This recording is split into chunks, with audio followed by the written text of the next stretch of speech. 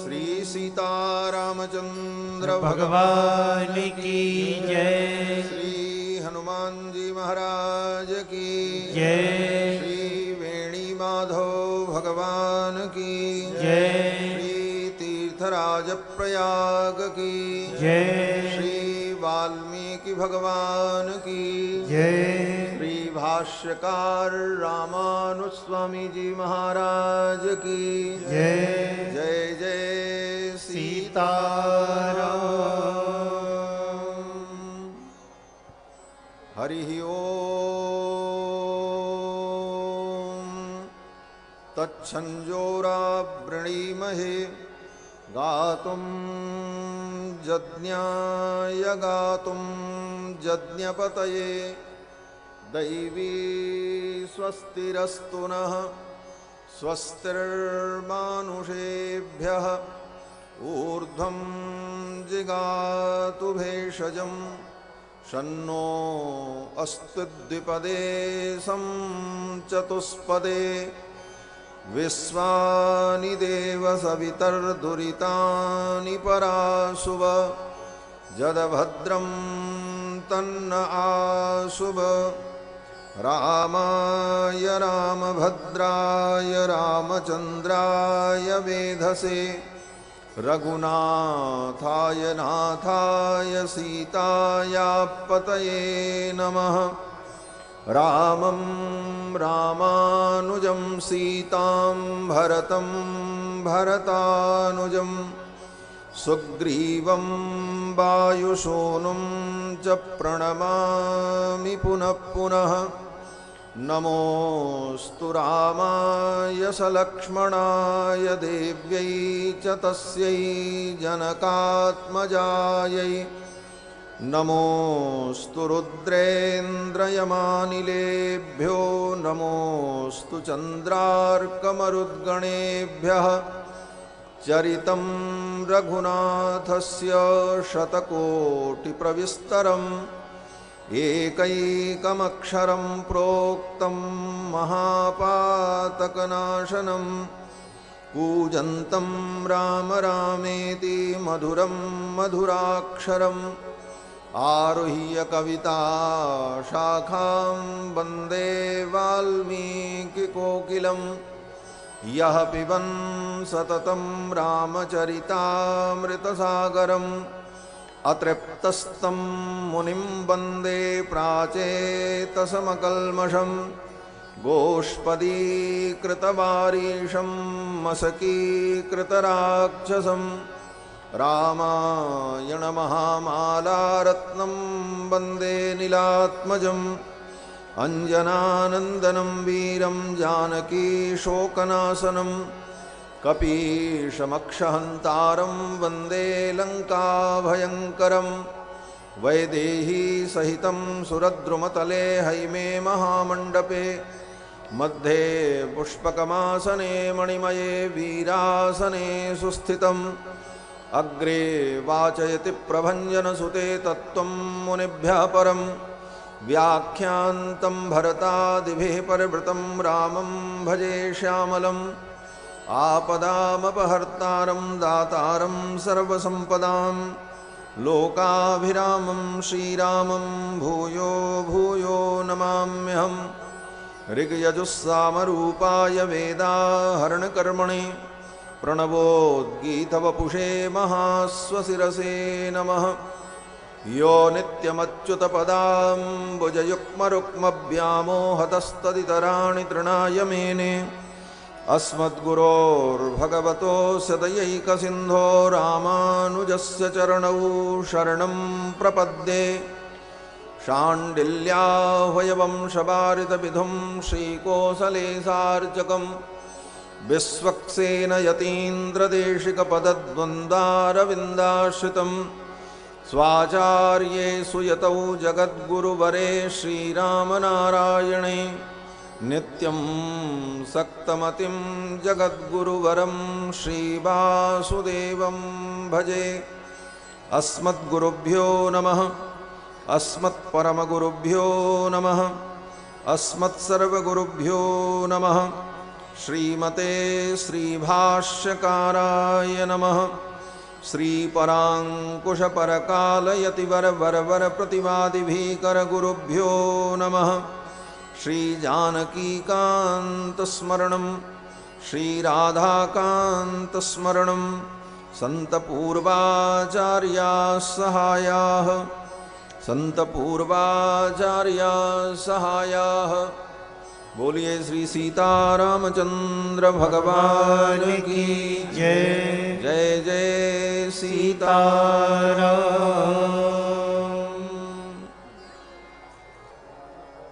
परमाध्यक्ष अनंत कोटि ब्रह्मांड नायक सर्वेश्वरेश्वर पुराण पुरुषोत्तम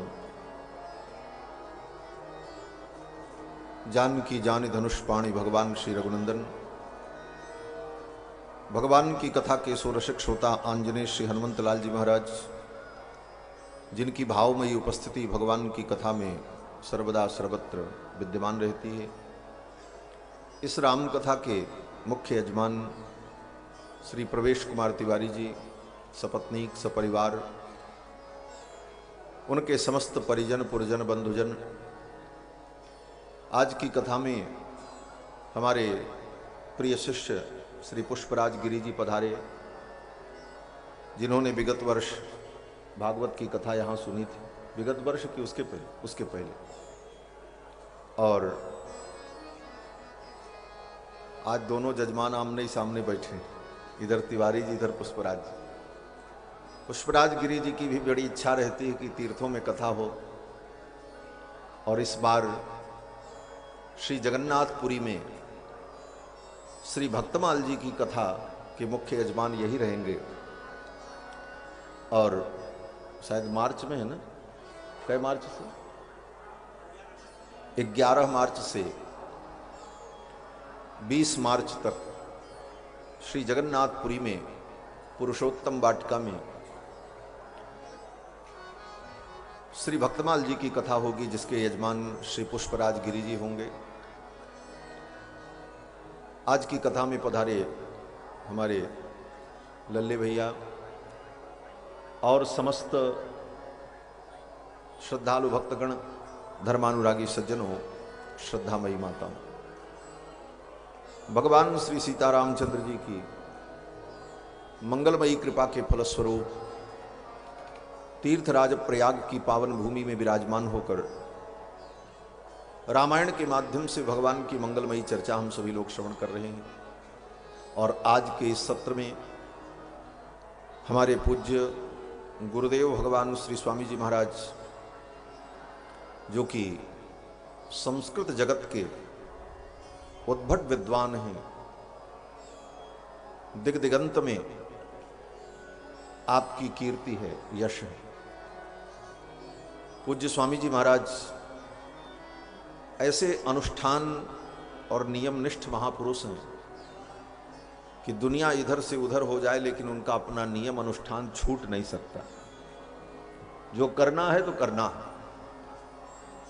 कल रात में स्वामी जी ने दास को बुलाया था, रात्रि में 10 बजे दास स्वामी जी के पास गया तो 1.5-2 घंटे तक स्वामी जी विभिन्न चर्चाएं करते रहे। और दास ने रात में ही निवेदन किया कि स्वामी जी आपका भी आशीर्वचन हो जाए, अनुग्रह हो। तो स्वामी जी ने कहा हम जरूर आएंगे, और स्वामी जी का अनुग्रह हम सभी लोगों को प्राप्त हुआ। यहाँ तो तीर्थराज प्रयाग की भूमि में संतों का दर्शन, संतों का मिलन, यही संगम है। गंगा जमुना का तो संगम है ही है, लेकिन संतों का समागम, संतों का मिलन, उनका दर्शन, यही प्रयाग की पावन भूमि का परम फल है। और भगवान के दर्शन का जो फल है, उसका फल बोले फल का फल नहीं होता है, फल का फल नहीं होता है, परंतु भगवान के भी दर्शन का अगर कोई फल है तो वह फल संतों का दर्शन, भक्तों का दर्शन। और ये बात इसी तीर्थराज प्रयाग की पावन भूमि में भरद्वाज मुनि ने कहा। भैया भरत जब पधारे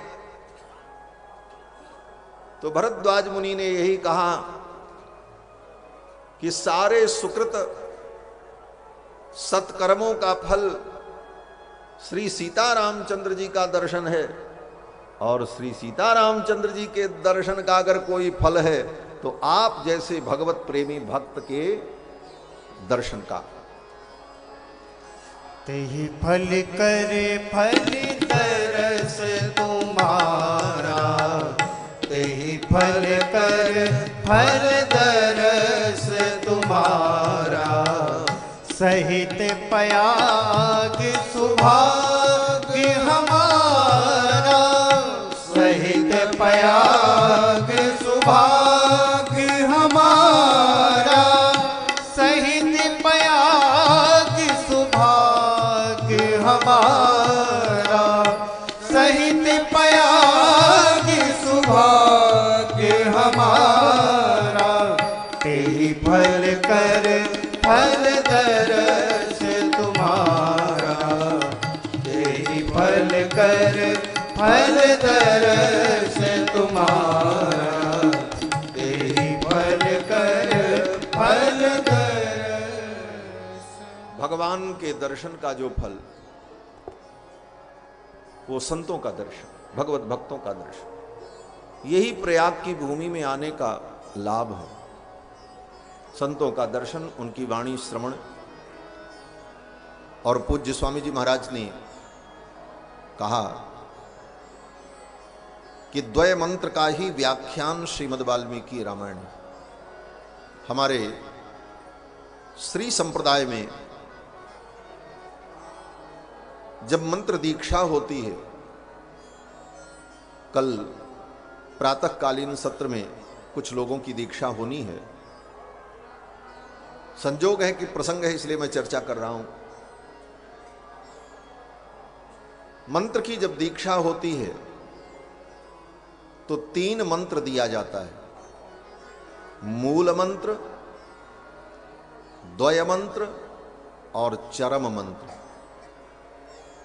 मूल मंत्र 8 अक्षरों का अष्टाक्षरी भगवान नारायण का मंत्र,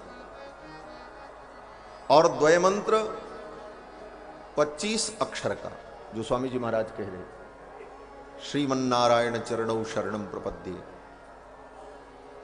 आगे श्रीमते नारायणाय नमः। और तीसरा मंत्र चरम मंत्र, गीता के 18वें अध्याय का वह श्लोक जो भगवान ने अर्जुन को अंतिम उपदेश दिया है।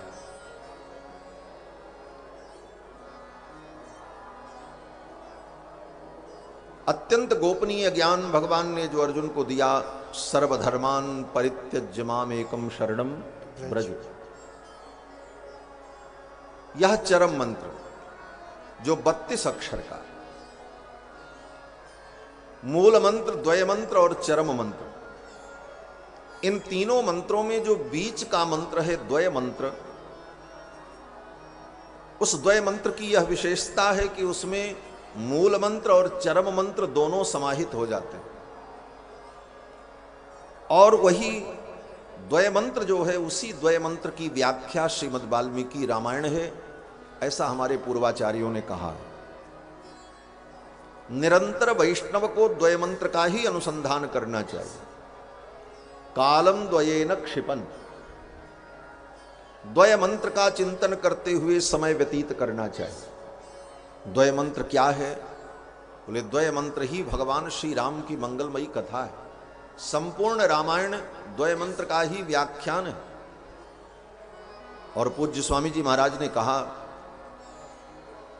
कि सवेरे से लेकर रात तक क्या करना चाहिए, तो किसी आचार्य की सूक्ति है, आभणक है कि प्रातर्द्यूत प्रसंगेन मध्याह्ने स्त्री प्रसंगतः रात्रौ चौर प्रसंगेन कालो गच्छति धीमताम। बुद्धिमान व्यक्ति को समय कैसे व्यतीत करना चाहिए? तो कहते हैं प्रातः काल तो द्यूत प्रसंग में रहना चाहिए। द्यूत प्रसंग माने जुआ। और मध्याह्न में, बोले मध्याह्न में स्त्री प्रसंग करना चाहिए। और रात्रि में, बोले रात्रि में चोर प्रसंग। सुनने वाले ने कहा महाराज ये क्या गजब उपदेश है, प्रातः काल जुआ में रहो, दोपहर में स्त्री प्रसंग में रहो और रात्रि में चोर प्रसंग में जाओ, ये कौन सा धर्मोपदेश है। कहीं ये कहने की एक शैली है। और संकेत क्या है इसका, बोले प्रातर द्यूत प्रसंगेन, प्रातः काल द्यूत प्रसंग जो महाभारत है, महाभारत में द्यूत क्रीड़ा हुई, जुआ खेला गया और फिर उसी जुए के खेल से ही तो महाभारत की भूमिका बनी। तो महाभारत का नाम ही द्यूत प्रसंग है। प्रातः काल तो द्यूत प्रसंग का चिंतन करो, प्रातः काल महाभारत का चिंतन करो, महाभारत के विषयों का अनुभव करो। महाभारत साधारण ग्रंथ नहीं है, 1,00,000 श्लोक परिमित महाभारत ग्रंथ ज्ञान विज्ञान का भंडार है और द्वापर युग का श्रेष्ठ इतिहास है। तो प्रातः काल द्यूत प्रसंग महाभारत का चिंतन, और मध्याह्ने स्त्री प्रसंगतः, और मध्याह्न काल में स्त्री प्रसंग। स्त्री प्रसंग क्या है, बोले रामायण। ये रामायण सीता जी का ही तो काव्य है। और सीता जी कौन है, बोले विश्व की अनंत अनंत ब्रह्मांड की सर्वश्रेष्ठ स्त्री अगर कोई है तो वो सीता जी। नारीणाम उत्तमा बधू, वाल्मीकि जी कहते हैं नारियों में सर्वोत्तमा। जैसे भगवान पुरुषों में उत्तम पुरुषोत्तम है, उसी प्रकार जानकी जी नारियोत्तमा है। वाल्मीकि जी कहते हैं जनकस्य कुले जाता देव मायेव निर्मिता, जनक के कुल में जो उत्पन्न हुई, देव मायेव निर्मिता। जानकी जी कौन है, बोले अत्यंत देदीप्यमान प्रकाशमय तेजोमय जो परमात्मा भगवान नारायण हैं, उनकी जो माया है देव माया। देखो माया का भी दो अर्थ होता है। एक माया का मतलब होता है जो हम लोग समझते हैं सब माया है, सब माया है, जो माया विकार युक्ता है, जिसको अविद्या अज्ञान इत्यादि शब्दों से व्यवहृत किया जाता है। और एक माया, बोले माया माने कृपा। माया दंभे कृपायांच, माया का एक अर्थ होता है दंभ और माया का एक अर्थ होता है कृपा। तो भगवान की जो साक्षात कृपा करुणा है देव माया, जनकस्य कुले जाता देव मायेव निर्मिता, वही देव माया भगवान की करुणा ही जनकपुर में जानकी के रूप में प्रकट है। जानकी जी साक्षात भगवान की करुणा है। और जहां जानकी जी को माया कहा गया वहां माया का अर्थ करुणा ही है। भगवान जब वन में चले तो राम जी आगे, लक्ष्मण जी पीछे और दोनों के बीच में सीता जी हैं। तो गोस्वामी जी कहते हैं कैसी लग रही हैं, आगे राम लखन पुनि पाछे, आगे राम लखन पुनि पाछे, मुनि बर बेश बने अति काछे, मुनि बर बेश बने अति काछे, उभय बीच सिय सोहति कैसी, उभय बीच सिय सोहति कैसी, ब्रह्म जीव बीच माया जैसी, ब्रह्म बीच बीच माया जैसी, आगे राम लखन पुनि पाछे, आगे राम लखन पुनि पाछे। आगे राम जी, पीछे लक्ष्मण और दोनों के मध्य में श्री जानकी जी। श्री राम जी ब्रह्म हैं, लक्ष्मण जी जीव हैं और दोनों के बीच में कौन है, बोले माया। और माया के दोनों अर्थ जो बताए गए, एक अज्ञान रूपिणी माया, एक भगवान की कृपा स्वरूपिणी माया, ये दोनों जीव के बीच में रहती। जब अज्ञान स्वरूपिणी माया ब्रह्म और जीव के बीच में आ जाती है, तब जीव भगवान से दूर हो जाता है। वो भगवान को दूर करती है, लेकिन उस अज्ञान रूपिणी माया को दूर करने के लिए भगवान की कृपा रूपिणी जब माया बीच में आती है, तो जीव को ब्रह्म से जोड़ देती है। ये कृपा रूपिणी माया जीव को ब्रह्म से जोड़ने का काम करती है। श्री जानकी जी साक्षात भगवान की कृपा है, करुणा। वाल्मीकि जी कहते हैं कि जनकस्य कुले जाता देव मायेव निर्मिता। और श्री जानकी जी नारीणाम उत्तमा बधू, नारियों में उत्तम है, सर्वोत्तमा। ऐसी सर्वोत्तमा सर्वोत्कृष्टा नारी का जो चरित्र है, स्त्री का जो चरित्र है, श्रीमद् रामायण महाकाव्य यही स्त्री प्रसंग है। तो इसको मध्याह्न में सुनना चाहिए। मध्याह्ने स्त्री प्रसंगतः और रात्रौ चौर प्रसंगेन कालो गच्छति धीमताम। रात्रि में चौर प्रसंग, जब रात्रि हो जाए तो कृष्ण की दिव्य लीलाओं का चिंतन करना चाहिए। चोरों के अग्रणी चौराग्रगण्यम पुरुषम नमामि, ऐसे चौर्य कार्य करने वाले भगवान कृष्ण के पावन चरित्र का। क्यों बोले भगवान कृष्ण चौराग्रगण्य हैं, उनके चरित्र का हम चिंतन करेंगे तो भगवान हमारा भी सब कुछ लूट लेंगे। क्या लूट लेंगे? बोले हमारा पाप ताप संताप सब भगवान लूट लेंगे। अनेक जन्मार्जित पाप चौरम चौराग्रगण्यम पुरुषम नमामि। तो मध्याह्न में स्त्री प्रसंग, रामायण महाकाव्य का चिंतन, यही द्वय मंत्र का अर्थ है। श्रीमन्नारायण चरणौ शरणम प्रपद्ये श्रीमते नारायणाय नमः नमः। और व्याख्या पूज्य स्वामी जी ने कर दी। श्रीमन्नारायण, श्री भगवती महालक्ष्मी, महालक्ष्मी ही सीता है।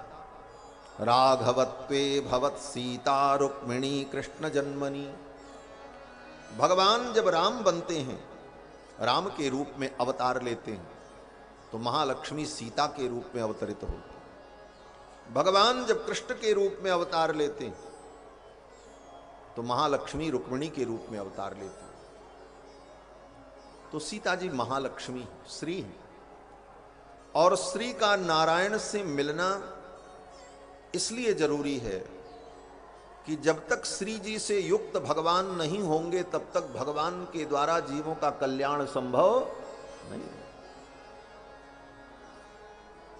जब तक भगवान श्री जी से युक्त नहीं होते, तब तक भगवान जीवों पर अनुग्रह नहीं कर पाते। क्योंकि अनुग्रहमयी करुणामयी श्री जानकी जी जब भगवान के साथ रहती हैं, तो भगवान को जीवों पर अनुग्रह करने के लिए बार बार प्रेरित करती रहे। कहती हैं आप अनुग्रह करो, नहीं अनुग्रह करोगे तो आपका ये अनुग्रह और करुणा गुण किस काम आएगा। इसीलिए आप पूरी रामायण में देखो, जब जब जानकी जी भगवान के साथ रहती हैं, तब तब कोई जीव कितना भी बड़ा अपराध करे, भगवान उसको मारते नहीं है, क्षमा कर दे। क्यों? बोले जानकी जी बगल में बैठी, मारने देंगी नहीं। आप करुणा करो इन पर, ये जीव हैं, इनका तो स्वभाव है अपराध करना, अनेक जन्मों के संस्कार हैं, इनकी उतनी गलती नहीं है। आप इन पर करुणा करो, ये करुणा के पात्र हैं, ये कोप के पात्र नहीं। तो श्री जी जब भगवान के साथ रहती हैं, तो भगवान को जीवों पर करुणा करने के लिए प्रेरित करती रहती। और जब श्री जी भगवान के साथ नहीं रहती हैं, बोले तब भगवान स्वतंत्र होकर के संहार का काम प्रारंभ कर देते। अयोध्या से भगवान जब चले तो श्री जी साथ में नहीं है, तो ताड़का को मारा, मारीच को मारा, सुबाहु को मारा। और ज्यों ही जनकपुर में पहुंच करके श्री जी की प्राप्ति हो गई, श्री जी मिल गई भगवान को, बोले अब ठाकुर जी इतने ठंडे हो गए कि अब तो परशुराम जी कुछ भी बोले तो हाथ ही जोड़े रहते हमारे, अब गुस्सा नहीं आता ही। क्यों? बोले श्री जी भगवान के हृदय में बैठकर उनके हृदय को शांति प्रदान करती। हमारे आचार्य वर्णन करते हैं, तद्वक्षस्थल नित्यवास रसिकाम तच्छांति संवर्धिनी। भगवान के वक्षस्थल में नित्य विराजमान होकर भगवान के शांति का संवर्धन करती रहती हैं भगवती। तद्वक्षस्थल नित्यवास रसिकाम तच्छांति संवर्धिनी पद्मालंकृत पाणिपल्लव युगाम पद्मासनस्थाम श्रियम वात्सल्यादि गुणोज्ज्वलां भगवतीं वंदे जगन्मातरम। जगज्जननी भगवती श्री जानकी, श्री जी भगवान के हृदय को शांत रखती। इसीलिए भगवान को जब रावणादि असुरों के संहार की लीला करनी हुई तो भगवान ने सोचा ये साथ में रहेंगी तो मारने देंगी नहीं, ये साथ में रहेंगी तो इन असुरों का संहार कैसे होगा। इसीलिए भगवान जानकी जी को अयोध्या से साथ ले नहीं जाना चाहते थे। कारण यही था, ये रहेंगी तो साथ में हमारा जो असुरों के संहार का संकल्प है वो पूरा कैसे होगा। लेकिन जानकी जी भगवान के साथ जाने को तैयार हुई और भगवान को लेकर के साथ में इन्हें जाना पड़ा। फिर भगवान ने विचार किया कि असुरों के संहार के लिए इनका साथ रहना ठीक नहीं, इसीलिए भगवान ने योजना बना दी सीता जी हमसे दूर चली जाए। और रावण ने जब सीता जी का हरण कर लिया, जानकी जी भगवान से दूर हो गई, तब भगवान ने कहा अब हम स्वतंत्र हैं मारने के लिए, अब कोई रोकने वाला नहीं। फिर तब भगवान ने जब शुरू किया तो असुरों का संहार किया। और उसके पहले बोले जानकी जी जब तक साथ में है तब तक भगवान कुछ नहीं। चित्रकूट में जयंत आया, इतना बड़ा अपराध किया, लेकिन अंत में वो भी बच ही गया। जानकी जी ने ही बचा लिया उसको। जयंत आकर के भगवान के चरणों में गिरा तो भगवान ने ब्रह्मास्त्र से कहा था इसे मार दो, लेकिन जानकी जी ने तुरंत जयंत को पकड़ करके भगवान के चरणों में लगा दिया। बगल में बैठी थी करुणामयी भगवती श्री ने भगवान के चरणों में जयंत को लगाकर भगवान से कहा पाहि पाहि इति भर्तारम उवाच दया विभुम। अत्यंत दया से युक्त होकर श्री जानकी जी ने जयंत को भगवान के चरण में लगा दिया। वायसः पतितम दृष्ट्वा पादयोस्तस्य जानकी। श्री जानकी जी ने उस बायस को, उस कौए को भगवान के चरण में रख दिया। योजयामास जानकी, और भगवान से कहा प्रभु आप इसकी रक्षा करो। भगवान को मजबूर होना पड़ा। इसीलिए गोस्वामी जी इन सारे भावों को एक शब्दों में कहते हैं, यद्यपि तहिकर बध उचित, यद्यपि उसका बध होना चाहिए था, फिर भी बच गया। क्यों बच गया? बोले श्री जानकी जी की करुणा के कारण बच गया। श्री जानकी जी जब भगवान के साथ रहती हैं, श्री जी रहती हैं, तभी भगवान अपनी कृपा का विस्तार करते हैं और श्री जी साक्षात भगवान की करुणा। मिथिला में श्री जी को ही प्राप्त करने के लिए भगवान आए। कल के प्रसंग में आप सभी लोगों ने सुना कि भगवान जनकपुर पधारे। श्री विदेहराज जनक ने भगवान का दर्शन किया और भगवान का दर्शन करते ही जनकराज विदेह के हृदय में अनुराग उत्पन्न हुआ। ऐसे तो अनुराग पहले से है जनक जी के अंदर, लेकिन जनक जी ने अपने अनुराग को छिपा रखा। कहां छिपा रखा था? बोले एक संपुट में बंद करके रखा। वो संपुट क्या है? बोले योग और भोग, योग और भोग रूपी संपुट में भगवान के चरणारविंद के प्रेम रूपी रत्न को जनक जी ने छिपा रखा था। गोस्वामी जी महाराज कहते हैं, जोग भोग मह राखऊं गोई, जोग भोग मह राखऊं गोई, राम बिलोकत प्रगटे हो सोई, राम बिलोकत प्रगटे हो सोई, जोग भोग मह राखत कोई, जोग भोग मह राखत कोई।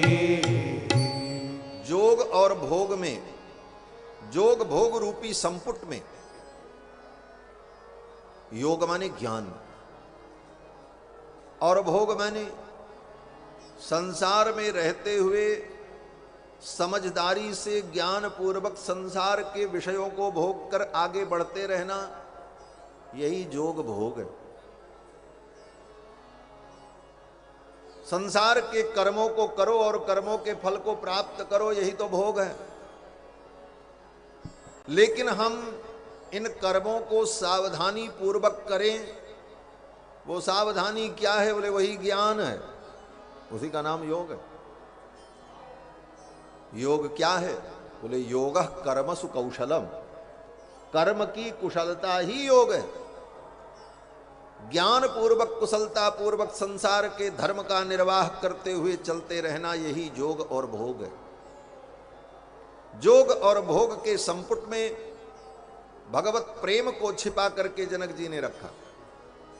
क्यों? बोले प्रेम गोपनीय है। गोपनीयम गोपनीयम गोपनीयम प्रयत्नतः, भगवत प्रेम को, भक्ति को गोपनीय रखना चाहिए।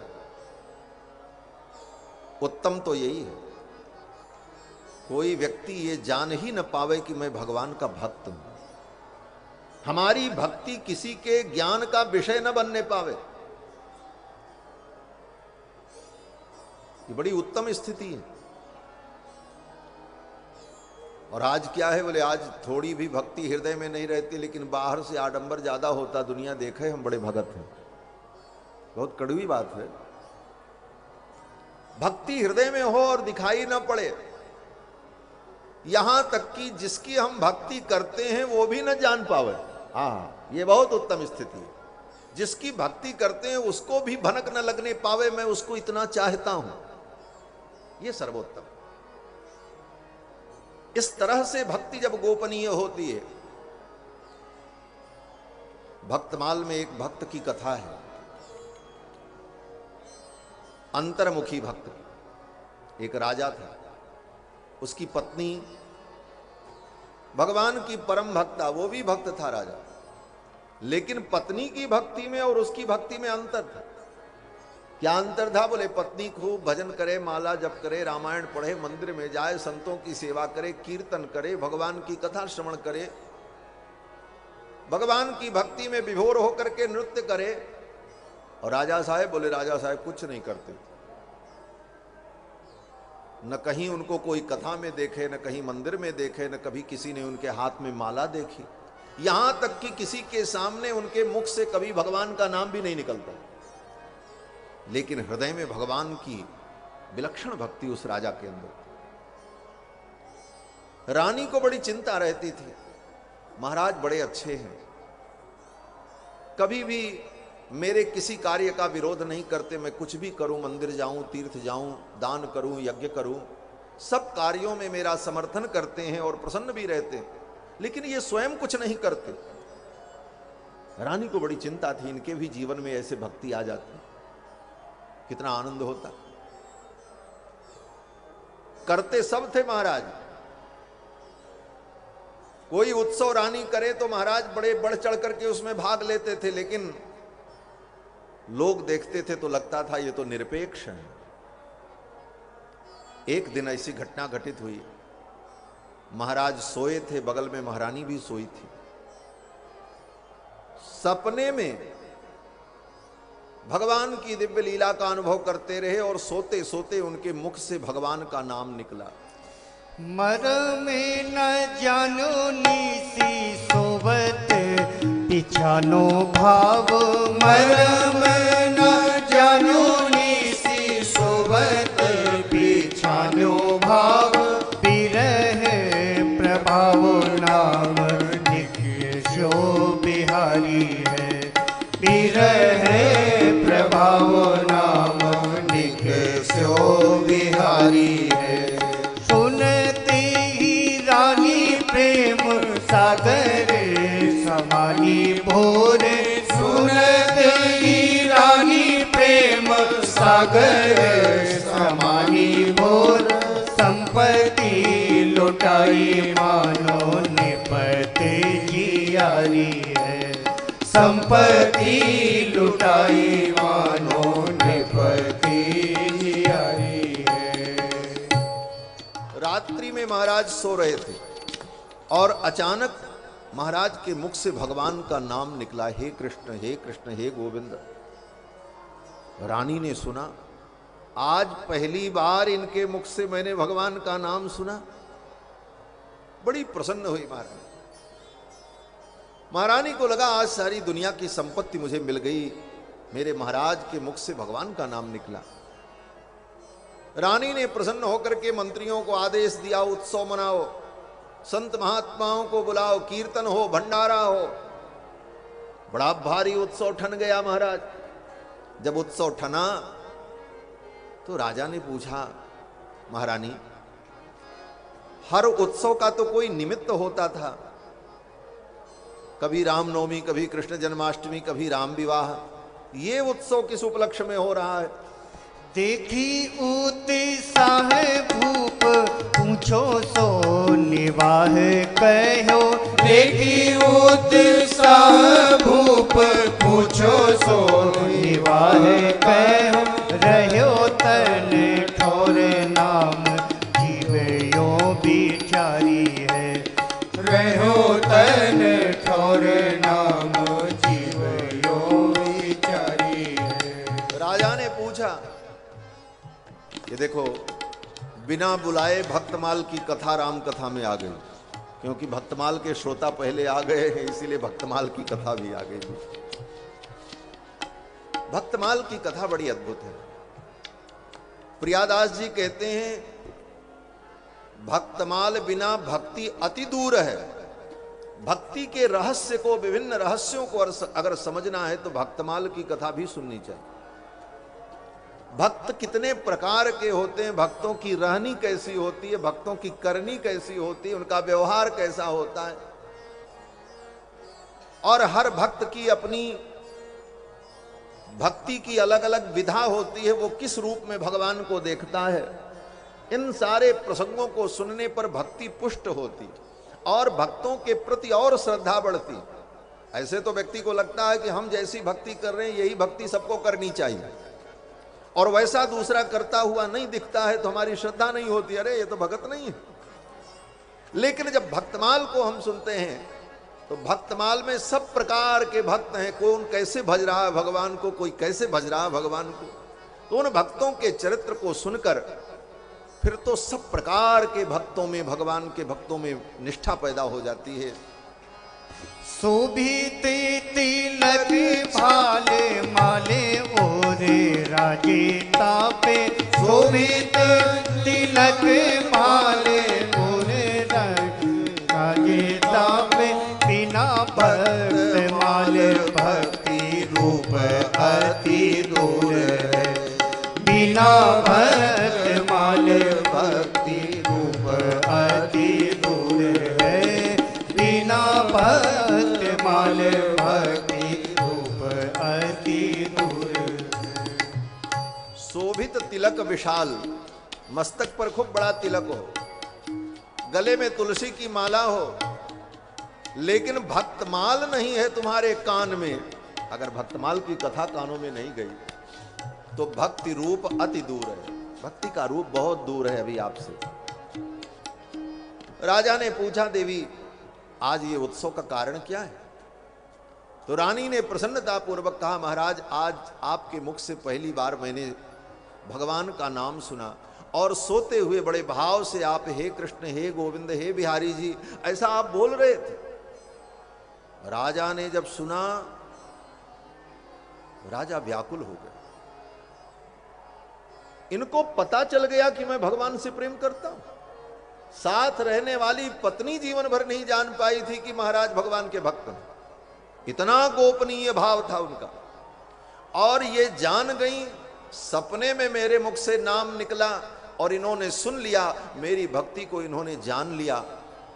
ये सोचकर इतना दुख हुआ कि महाराज का उसी समय शरीर छूट गया। राजा ने अपना शरीर त्याग दिया। मेरी भक्ति को दुनिया जान गई। भक्ति कोई दिखाने की चीज है, दुनिया को जनाने की चीज है। ये तो जिसकी हम भक्ति करते हैं उसको भी न पता चले। प्रेम तो अत्यंत गोपनीय है। राजा का ये उदाहरण भक्तमाल में श्री नाभादास जी महाराज ने प्रस्तुत किया है। तो भक्ति को छिपाया जाए तो वह भक्ति और सुंदर हो। जब बीज को छिपाया जाता है तभी बीज अंकुरित होता है। कोई चीज जब गोपनीय होती है तभी वह फलीभूत होती है। बीज होता है ना, बीज को ले जाकर के ऐसे खुले आसमान में रख दो, नहीं जमेगा। उसको क्या करो, बोले मट्टी के अंदर छिपाओ। मट्टी के अंदर छिपाओगे वो बीज छिप जाएगा, तभी वो अंकुरित होकर के विशाल वृक्ष का रूप धारण करेगा। गोपनीय संसार की उत्पत्ति जो होती है, गर्भाधान संस्कार में उस तत्व को उस गर्भ में छिपाया जाता है।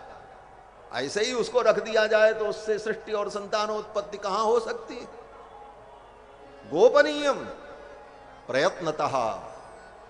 तो कहने का तात्पर्य कि श्री जनक जी महाराज ने अपनी भक्ति को छिपा करके रखा, भक्ति को गोपनीय रखा। जोग भोग मह राख्यो गोई, छिपाओ, संसार से छिपाओ, लेकिन जिसकी भक्ति करते हो उससे भी छिपाओ। लेकिन जिस दिन वो तुम्हारे सामने आ जाए उस दिन तुम्हारी वो भक्ति उसके सामने प्रकट हो जानी चाहिए। उस दिन उसके सामने वो भक्ति प्रकट हो जाए। यही उस छिपाने का मूल्य है। जनक जी ने जीवन भर अपनी भक्ति को छिपाया। बड़े बड़े ऋषि मुनि याज्ञवल्क्य इत्यादि नहीं जान पाए कि जनक जी इतने बड़े प्रेमी भी हैं, इतने बड़े भक्त भी हैं। वो तो समझते थे कि ये केवल ज्ञानी है, ये बहुत बड़े वेदांती हैं, लेकिन ये प्रेमी भी हैं, ये कोई नहीं जानता था। लेकिन राम जी जब पहुंचे तो जोग भोग मह राख्यो गोई, राम बिलोकत प्रगट्यो सोई। अपने उस प्रेम को प्रकट कर दिया। प्रेम क्या है, बोले अनुराग। और जनक जी की वाणी क्या बोल रही है, बोले महाराज इनको देख करके तो मेरा अनुराग उमड़ रहा है। नहीं बिलोकत अति अनुरागा, नहीं बिलोकत अति अनुरागा, परिपस ब्रह्म सुखई मन त्यागा, परिपस ब्रह्म सुखई मन त्यागा, परिपस ब्रह्म सुखई मन त्यागा, परिपस ब्रह्म सुखई मन त्यागा, इनहि बिलोकत अति अनुरागा, इनहि बिलोकत अति अनुरागा,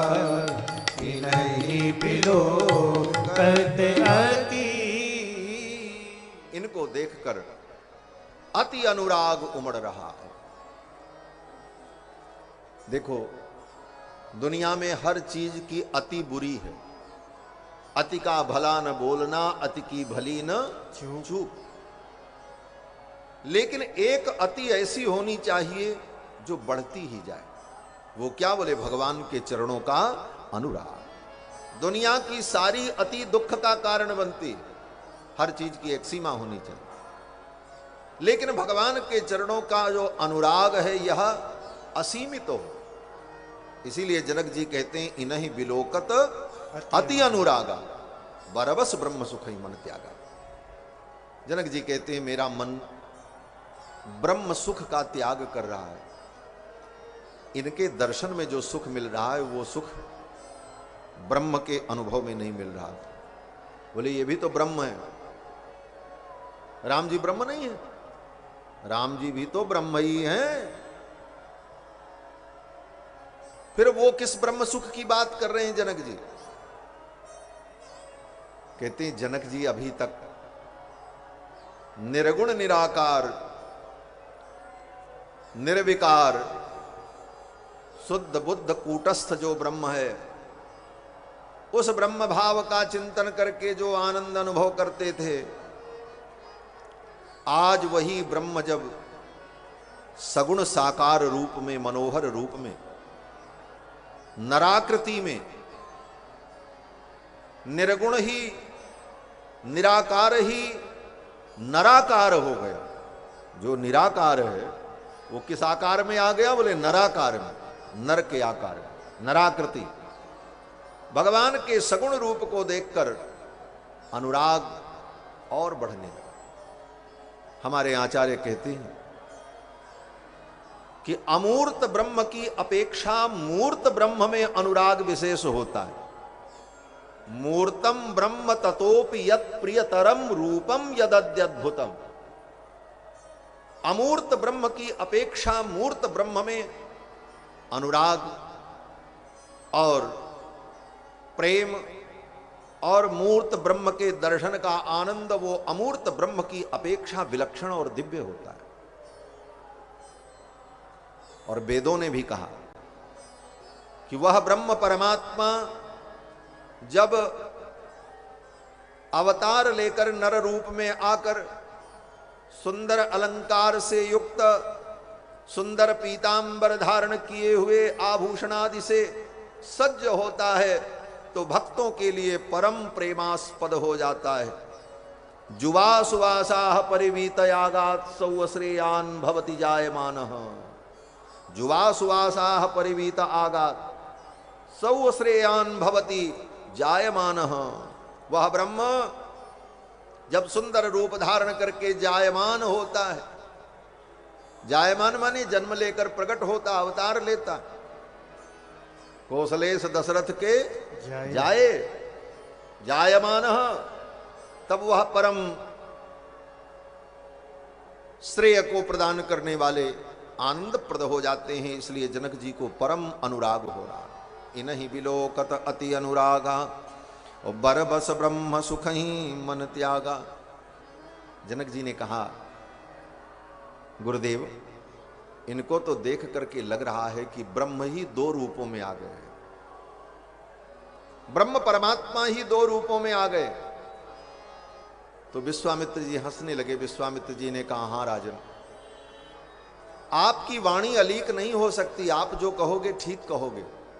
अर्थात जनक जी के वचन का समर्थन करने लगे विश्वामित्र जी की ब्रह्म ही दो रूप में आ गए हैं। कह मुनि बिहसी कहु नपनी का, कह मुनि बिहसी कहु नपनी का, पचल तुम्हारे ना होई अली का, पचल तुम्हारे ना होई अली का, बचल तुम्हारे ना होई अली का, बचल तुम्हारे ना होई अली का। कहे मुनि बिहसी कहु नपनी का, कहे मुनि बिहसी कहु नपनी का, कहे मुनि बिहसी कहु नपनी का। विश्वामित्र जी ने हंसते हुए कहा राजन आपने जो कहा है ठीक कहा है, आपकी वाणी अलीक नहीं हो सकती। आप लीक से हट करके नहीं बोलते हैं क्योंकि ज्ञानी है। ये ब्रह्म ही है, दो रूपों में आ गए। अब तो राम जी ने विश्वामित्र जी की ओर देखा, ये गुरु जी हमारी पोल पट्टी खोल देंगे, ये बता देंगे कि मैं ब्रह्म हूं, परमात्मा हूं। अरे बता देंगे तो बता देंगे, आप ब्रह्म हैं, परमात्मा हैं। लेकिन नहीं, राम जी चाहते हैं मुझे लोग ब्रह्म और परमात्मा के रूप में बाद में जाने, पहले तो लोग इस रूप में जाने कि मैं दशरथ जी का बेटा हूं। एक उत्तम आचरण के द्वारा जगत को शिक्षा देने के लिए भगवान आए हैं। भगवान सोचते हैं अगर लोग हमको भगवान ही जान लेंगे तब हमारे पद चिन्हों पर कौन चलेगा। देखो,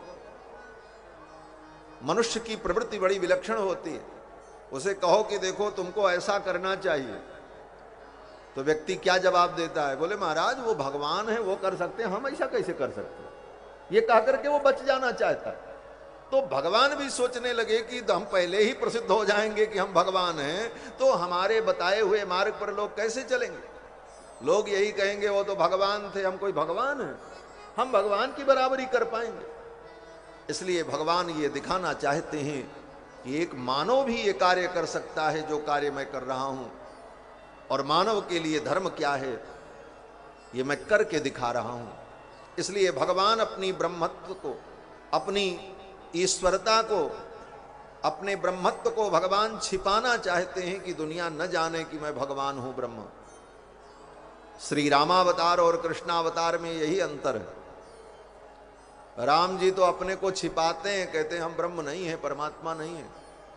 और कृष्ण भगवान, बोले कृष्ण भगवान उनसे कोई पूछे न पूछे फिर भी कहते हैं हमसे बड़ा कोई भगवान नहीं है। भगवान यही कहते हैं कृष्ण। गीता में अर्जुन को जब उपदेश करते हैं तो भगवान हजारों हजारों वीरों के मध्य में अर्जुन से कहते हैं, अर्जुन सुन लो, मत्तः परतरम नान्यत किंचिद अस्ति धनंजय। हे धनंजय, मुझसे बड़ा कोई भगवान नहीं है, सबसे बड़ा भगवान मैं ही हूं। मुझसे परे कोई तत्व नहीं है, मुझसे परे कोई ईश्वर नहीं है। माम एकम शरणम व्रज, मेरी शरण में आओ। मन मना भव मद भक्तो मद याजी माम नमस्कुरु, मैं ही सर्वेश्वर हूं। लेकिन राम जी, बोले राम जी तो ब्रह्मा जी को भी पट्टी पढ़ा देते हैं। ब्रह्मा जी आए, अब ब्रह्मा जी ने भगवान की स्तुति की, बड़ी सुंदर स्तुति की वाल्मीकि रामायण। ब्रह्मा जी ने कहा, हे प्रभु आप परमात्मा हैं, ये सारा संसार आपका शरीर है, आप सबकी आत्मा हैं, आत्माओं की भी आप आत्मा हैं। जगत सर्वम शरीरम ते स्थैर्यम ते वसुधातलम। ब्रह्मा जी ने बड़ी सुंदर स्तुति की। ब्रह्मा जी ने कहा आप भगवान हैं, नारायण हैं, परमात्मा हैं। तो भगवान ने ब्रह्मा जी से कहा, आप जो कुछ कहो समझो वो आपका विषय, लेकिन हमसे अगर आप पूछना चाहते हो मैं कौन हूं, तो ब्रह्मा जी ने कहा हाँ आप कौन हैं, आप ही बता दीजिए। तब ब्रह्मा जी के सामने भगवान ने कहा, आत्मानम मानुषम मन्ने। भगवान कहते हैं आत्मानम मानुषम मन्ने, मैं तो अपने को मनुष्य मानता हूं। आप हमको ब्रह्म मानो, भगवान मानो, लेकिन हम तो अपने को मनुष्य मानते हैं। आत्मानम मानुषम मन्ने रामम दशरथात्मजम, और मेरा नाम राम है और मैं दशरथ जी का बेटा हूं, बस मैं इतना जानता हूं। कौशलेश दशरथ के जाए, हम पितु बचन मानि बन आए।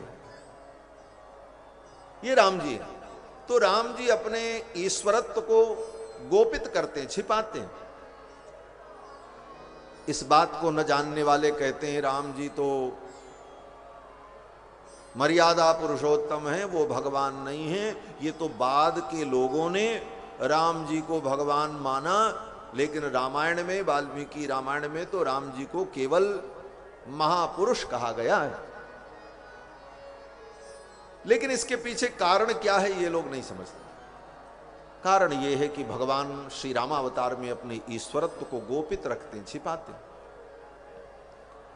अब विश्वामित्र जी बोलने लगे, हाँ राजन आपकी वाणी तो अलीक नहीं हो सकती, आप जो कहोगे सो ठीक है। ये ब्रह्म है, दो रूपों में आए हैं। भगवान ने देखा अब मैं क्या करूं, गुरु जी को टोकूं तो भी ठीक नहीं। गुरु जी की बात में बीच में टोकना रोकना ये तो शिष्य का धर्म नहीं। तब भगवान ने क्या किया? बोले भगवान ने विश्वामित्र जी की ओर देखा और मुस्कुराने लगे। जहां भगवान मुस्कुरा दें तो समझ जाओ भगवान की माया अपना काम शुरू कर देती है। भगवान की माया क्या है? बोले भगवान की मुस्कुराहट। हासो जनोन्माद करीच माया। वेद व्यास जी कहते हैं भगवान की जो हंसी है यही तो माया है।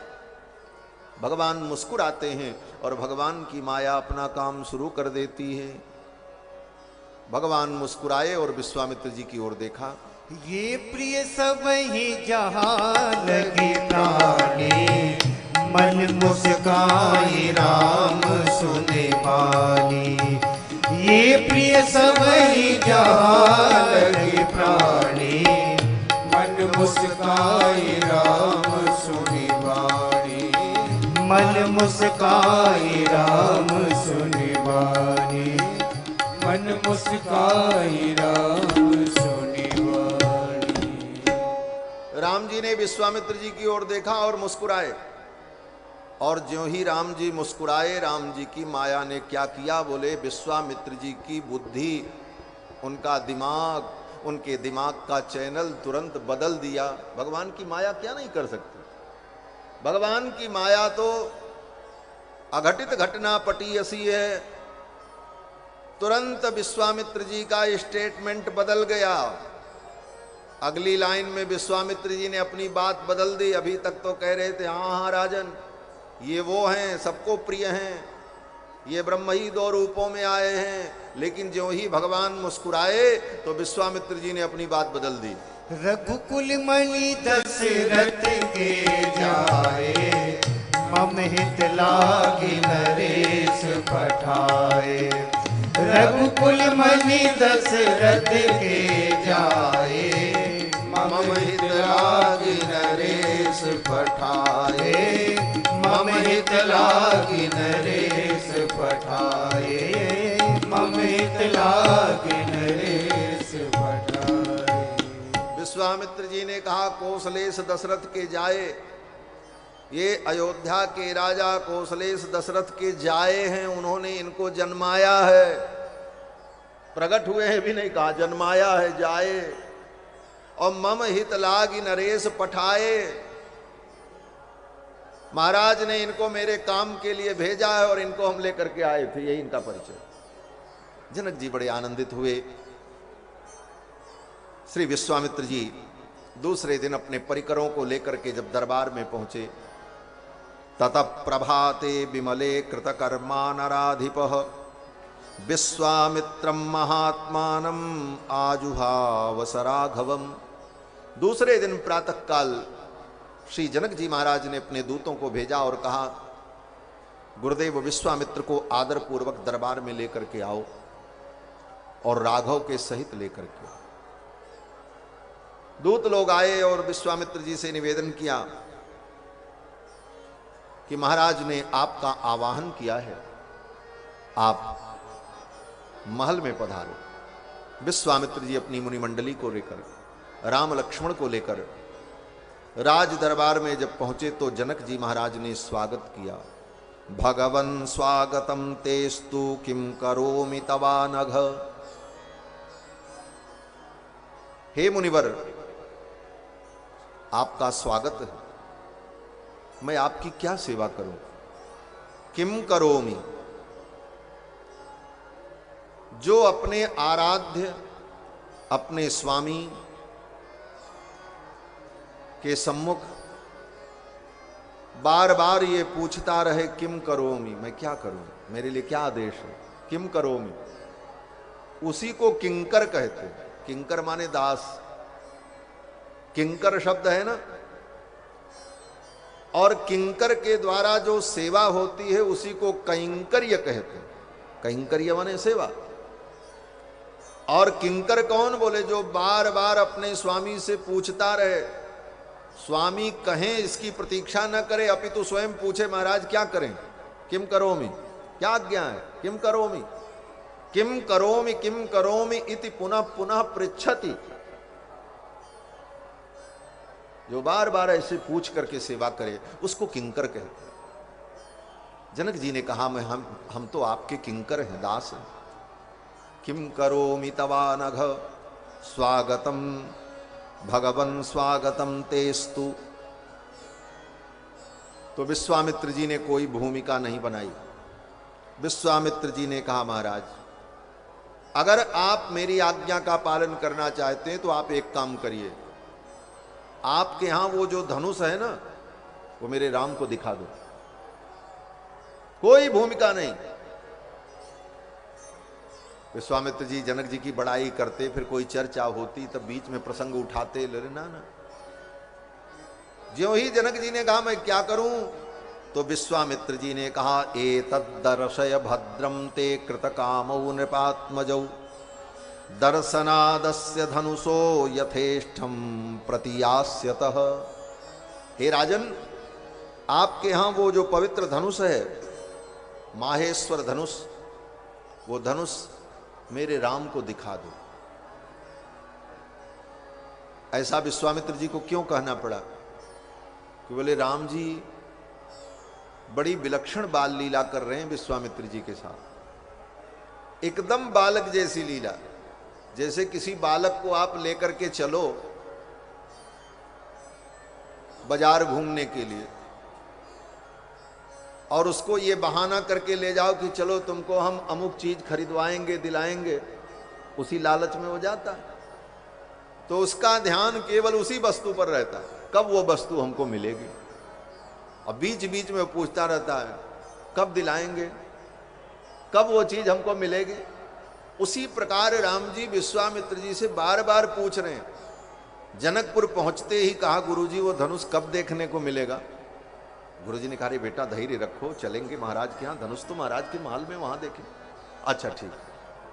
फिर जब महल के लिए चले तो राम जी ने कहा गुरुजी अब वो धनुष देखने को मिलेगा। बोले हाँ हाँ देखने को मिलेगा। और ज्यों ही दरबार में विश्वामित्र जी पहुंचे और जनक जी स्वागत कर रहे हैं, भगवन स्वागतम तेस्तु, तब तक धीरे से राम जी ने गुरु जी को छुआ और कहा गुरु जी कहिए ना धनुष दिखा दे। अरे तब तो विश्वामित्र जी ने कहा विलंब करना ठीक नहीं। जनक जी से विश्वामित्र जी ने कहा एतद्दर्शय, इनको दिखाओ। एतद्दर्शय भद्रम ते, हे राजन आपका कल्याण हो। क्यों दिखाओ? ये शब्दों का भाव है। ये जितने भाव हमने कहे ये सारे शब्द में एक शब्द में छिपा है। विश्वामित्र जी की वाणी में विश्वामित्र जी कारण बता रहे हैं कि इसलिए इनको धनुष दिखाओ कि जब तक ये धनुष देख लेंगे नहीं तब तक ये शांत नहीं होंगे। कृत कामौ नृपात्मजौ, इसी का भाव है। कृत कामौ नृपात्मजौ, जब तक ये धनुष देख नहीं लेंगे तब तक ये कृतकाम नहीं होंगे, इनका मनोरथ पूर्ण नहीं होगा। इसलिए इनको धनुष आप दिखाई दो। इन शब्दों से यह ज्ञात होता है कि राम जी बहुत उत्सुक थे उस धनुष को देखने के। कृतकामौ नृपात्मजौ, विश्वामित्र जी को कहना पड़ा कि जब तक ये धनुष देखेंगे नहीं तब तक ये कृतकाम नहीं होंगे, इनकी इच्छा पूरी नहीं होगी। क्योंकि इसी के लिए तो ये चल करके आए, यही बहाना करके मैं इनको लेकर के यहां तक आया हूं। लेकिन साथ साथ विश्वामित्र जी महाराज राम लक्ष्मण के तरफ से सफाई भी दे रहे हैं। बोले क्या सफाई दे रहे हैं? विश्वामित्र जी सोच रहे हैं ये बालक बड़े चंचल हैं, कहीं जनक जी ने धनुष दिखाया और ये दोनों भाई उठ करके दौड़े और जाकर के उस धनुष को छूने उन्हें लगे, इधर उधर करने लगे, कुछ करने लगे, तो कहीं जनक जी को बुरा न लग जाए कि कहां से ये दो बच्चे पकड़ करके ले आए बाबा जी, ये तो बड़े चंचल हैं। तो विश्वामित्र जी कहते हैं दर्शनादस्य धनुषो यथेष्टम प्रतियास्यतः। विश्वामित्र जी कहते हैं ये केवल दर्शन करेंगे और दर्शन करने के बाद यथेष्टम प्रतियास्यतः, ये जैसे आए हैं ऐसे ही चले जाए, ये कोई चंचलता नहीं करेंगे। ये विश्वास दिला रहे हैं जनक जी को विश्वामित्र जी। जनक जी बड़े प्रसन्न हुए। जनक जी ने कहा मुनिवर वो धनुष मैं दिखाऊंगा, लेकिन उस धनुष से जो जुड़ी बातें हैं वो बातें भी आप जान लें और ये रघुनंदन भी जान लें तो धनुष देखने का आनंद कुछ और होगा। अब जनक जी ने इतिहास बताया। ये धनुष भगवान शंकर का माहेश्वर धनुष मेरे पूर्वज महाराज देवरात को धरोहर के रूप में प्राप्त हुआ। अनेक पीढ़ियों से इस धनुष का मेरे यहां पूजन होता चला आया और मेरी एक बेटी है, अयोनिजा कन्या है, जो भूमि से प्रकट हुई है, भूमिजा है। क्षेत्रम शोधयता लब्धा नामना सीतेति विस्तृता। यज्ञ के लिए भूमि का शोधन करते समय मुझे कन्या प्राप्त हुई, नामना सीतेति विस्तृता, जिसका नाम सीता है। और ये बात सारी दुनिया के लोग जानते हैं। देखो, राम जी का नाम जैसे सारी दुनिया जानती है, राम जी का नाम विस्तृत है, उसी तरह सीता जी का नाम भी विस्तृत है। राम जी के विषय में वाल्मीकि जी कहते हैं, इक्ष्वाकु वंश प्रभवो रामो नाम जनई श्रुतः। तो वहां तो जनई श्रुतः है, लेकिन यहां तो सीतेति विस्तृता, विशिष्ट रूपेण श्रुता। सारी दुनिया जानती सीता। ऐसा नहीं है कि राम जी की बड़ी प्रसिद्धि थी तो सीता जी की कोई प्रसिद्धि नहीं। वह गतिर्हि मनुष्याणाम, मनुष्य की क्या गति है? जब किन्नर गंधर्व इस धनुष को नहीं उठा सकते तो क्व गतिर्हि मनुष्याणाम धनुषोस्य प्रपूरणे, कोई मनुष्य इस धनुष को क्या उठा पाएगा और इस पर प्रत्यंचा चढ़ा पाएगा? तो जिस प्रकार मेरी सीता मानवी के रूप में प्रकट है, लेकिन ये मानवी नहीं है, ये दिव्य है, उसी प्रकार दिव्य पुरुष का निर्णय करने के लिए मैंने ये प्रतिज्ञा की कि जो इस धनुष को उठाएगा वो मनुष्य नहीं होगा, कोई दिव्यात्मा ही होगा, क्योंकि मनुष्य तो इसको उठा नहीं सकता। अब देखिए, यहां पर महर्षि वाल्मीकि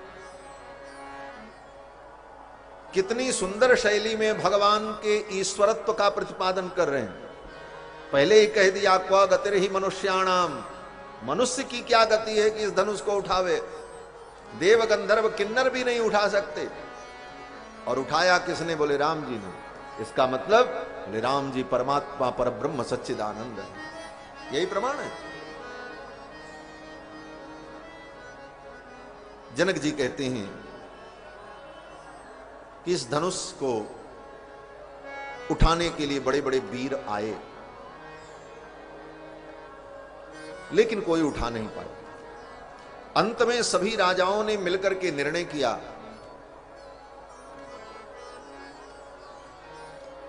कि राजा जनक के ऊपर आक्रमण कर दो और सीता को छीन लो। जनक जी कहते हैं, बड़े बड़े राजाओं ने मेरे नगर को घेर लिया, 1 वर्ष तक युद्ध चला, मेरी सारी सेना मारी गई। अंत में मैंने देवताओं की आराधना की और देवताओं की आराधना से मुझे अजेय सेना प्राप्त हुई। फिर उस अजेय सेना के द्वारा उन शत्रुओं का पराभव हुआ। फिर आज तक कोई मेरे नगर की ओर सिर उठा करके देख नहीं सका। लेकिन हे मुनिवर, मेरी प्रतिज्ञा आज तक पूर्ण नहीं हुई। मेरी सीता का, मेरी बेटी का विवाह नहीं हुआ। और इतना कहने के बाद बात समाप्त हो जानी चाहिए थी, लेकिन जनक जी के हृदय का अनुराग बोल पड़ा। जनक जी सोचने लगे, ये मेरे सीता के पति हो जाते, इन्हीं से मेरी बेटी का विवाह हो जाता तो कितना अच्छा हो। और विवाह तभी होगा जब ये धनुर्भंग करेंगे, धनुष का आरोपण करेंगे। तो जनक जी ने कहा कि हे मुनिवर, अगर ये राम इस धनुष पर प्रत्यंचा चढ़ा देते हैं तो मैं अपनी अयोनिजा कन्या सीता का इनके साथ विवाह कर दूंगा। सुताम अयोनिजाम सीताम दद्याम दासरथेरहम।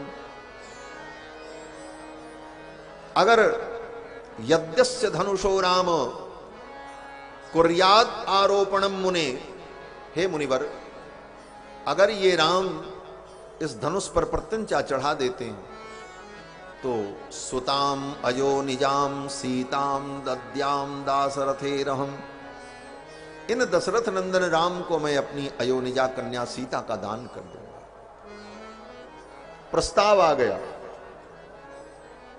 अब विश्वामित्र जी ने राम जी की ओर देखा और कहा, राम वत्सराम धनुः पश्य। राम देखो इस धनुष को और इस पर प्रत्यंचा चढ़ाने का प्रयास करो। उस धनुष को जब दरबार में लाया गया, वो हमेशा दरबार में नहीं रखा रहता, एक बहुत बड़े कक्ष में था। एक बहुत बड़ी पेटी थी, लकड़ी की पेटी, जिसमें बड़े बड़े 8 चक्के लगे हुए थे।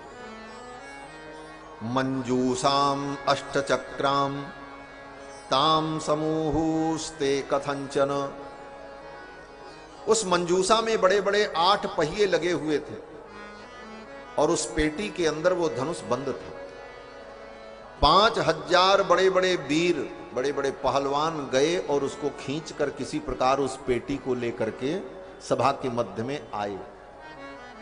वाल्मीकि जी कहते हैं कि नृणाम शतानि पंचाशत,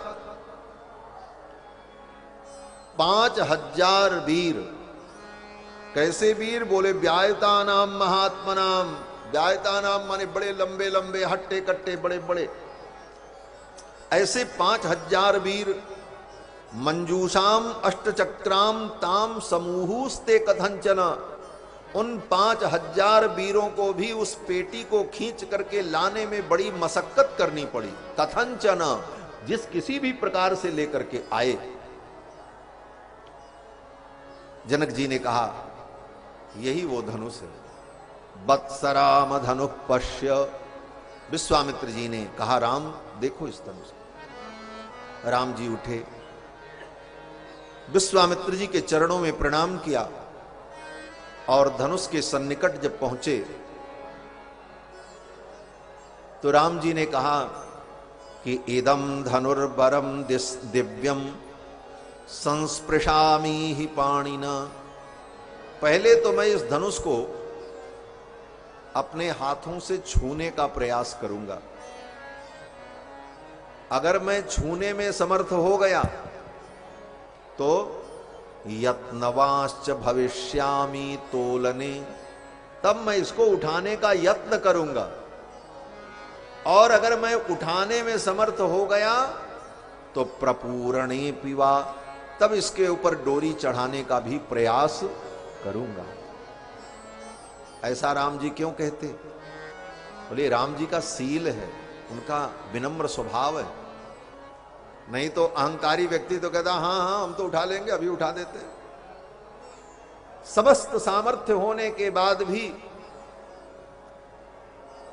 राम जी कितनी विनम्रता से कहते हैं, मैं इसको छूऊंगा। अगर छूने में समर्थ हो गया तो उठाने का प्रयास करूंगा, और उठाने में समर्थ हो गया तो फिर इस पे डोरी चढ़ाने का भी प्रयास करूंगा। और बड़े सहज भाव से राम जी चले और चल करके उस धनुष के पास पहुंचे।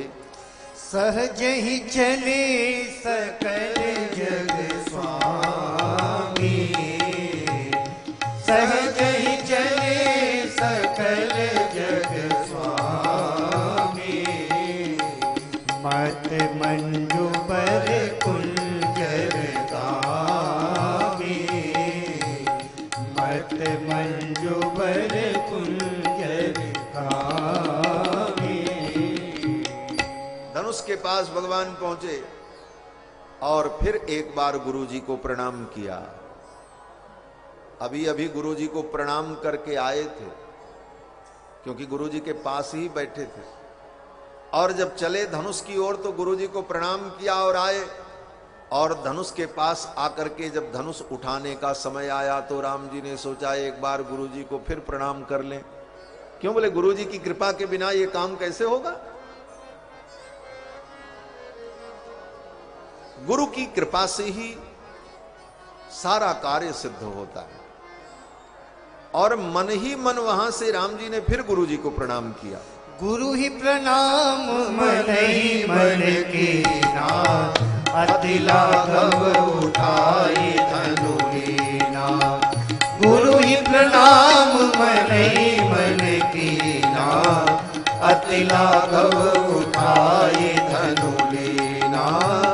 अति लाघव उठाई धनु लीना। अति लाघव उठाई